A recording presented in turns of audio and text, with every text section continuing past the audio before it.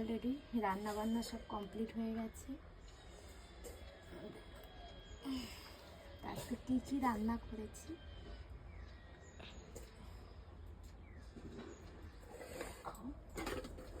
এদিকে আমার ভাতটা মারা হয়ে গেছে।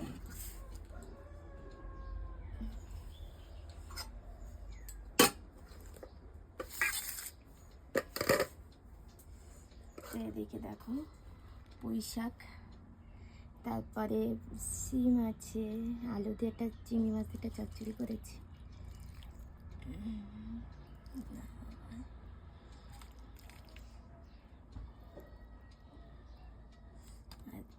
কুমড়ো একটু ভাজা করেছি। আর এই দেখো এদিকে চিংড়ি দিয়ে কুমড়ো আলু ঝোল করেছি। লাঞ্চ তা আমরা খেতে শুরু করে দিই, দেখি কেমন হয়েছে, খেয়ে তো দেখতে হবে না।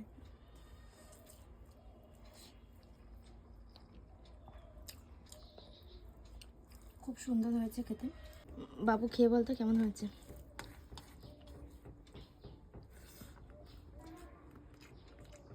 ভালো হয়েছে। বন্ধুরা তাহলে আমরা খেতে থাকি। হ্যাঁ, ভিডিওটা এখানে শেষ করবো। আর হ্যাঁ বন্ধুরা, ভিডিওটি ভালো লাগলে পাশে থেকো আর লাইক কমেন্ট শেয়ার করো। টাটা।